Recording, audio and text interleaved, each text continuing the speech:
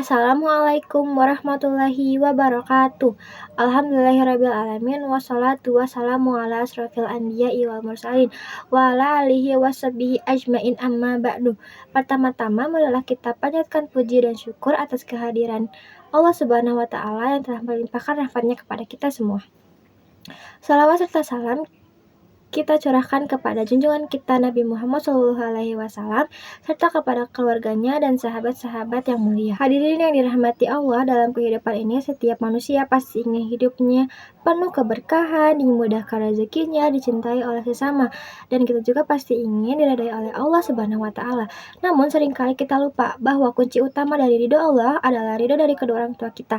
Seperti Allah Subhanahu wa Ta'ala berfirman dalam surat Al-Isra ayat 23. A'udzu billahi minasyaitonir rajim.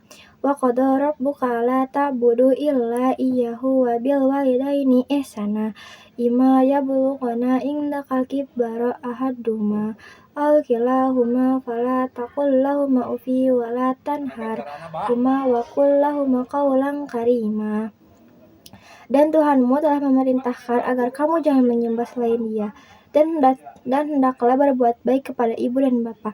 Jika salah seorang di antara keduanya atau kedua-duanya sampai berusia lanjut dalam pemeliharaanmu, maka sekali-kali janganlah engkau mengatakan kepada keduanya perkataan A, dan janganlah engkau membentak keduanya, dan ucapkanlah kepada keduanya perkataan yang baik. Rasulullah Shallallahu Alaihi Wasallam bersabda, ridho Allah fil ridhol walid wa sakatullah fil sakatil walid. Ridha Allah tergantung ridha orang tua, dan murkanya Allah tergantung pada murka orang tua. Hadis riwayat Tirmizi. Betapa besar maknanya. Hadirin sekalian, banyak orang yang memiliki ilmu tinggi, kekayaan melimpah, dan jabatan tinggi, namun hidupnya tidak tenang karena hatinya tidak mendapat restu dari orang tua. Sebaliknya, ada orang yang sederhana tapi hidupnya penuh dengan keberkahan dan bahagia karena selalu menghormati dan memuliakan kedua orang tuanya. Coba kita renungkan, siapa yang pertama kali menggendong kita saat kita lahir? Siapa yang rela tidak tidur dan menjaga kita saat kita sakit? Siapa yang berjuang mencari nafkah agar kita bisa makan dan sekolah? Tiada lain selain ayah dan ibu. Ibu telah mengandung kita selama 9 bulan tanpa pamrih, penuh kesabaran, menahan sakit luar biasa saat melahirkan, lalu menyusui dan merawat kita tanpa pamrih. Ayah bekerja keras menahan lapar dan panas agar kita bisa tumbuh dan belajar dengan baik. Hadirin sekalian, jika kita ingin sukses dalam pendidikan, karir, atau masa depan, jangan pernah lupakan doa dan ridho dari orang tua.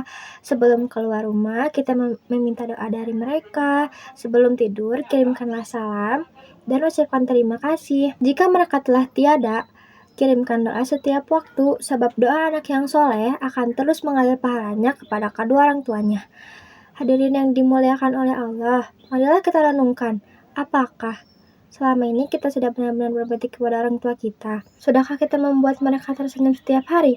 Ataukah justru sering membuat mereka bersedih? Tidak ada keberhasilan sejati tanpa restu dari orang tua. Maka selama mereka masih hidup, bahagiakanlah mereka dengan ucapan yang lembut, dengan sikap yang hormat, dan dengan doa yang tulus. Semoga Allah menjadikan kita anak-anak yang berbakti, yang selalu mendoakan kedua orang tuanya. Dan semoga Allah memberikan pahala yang besar kepada ayah dan ibu atas segala kasih sayang dan pengorbanannya. Setiap perkataan pasti ada kesalahan, apalagi saya hanya manusia biasa. Sebelum saya tutup ceramah saya ini, saya mohon maaf jika ada hal yang kurang berkenan di hati saudara. Sekian dan terima kasih. Wassalamualaikum warahmatullahi wabarakatuh.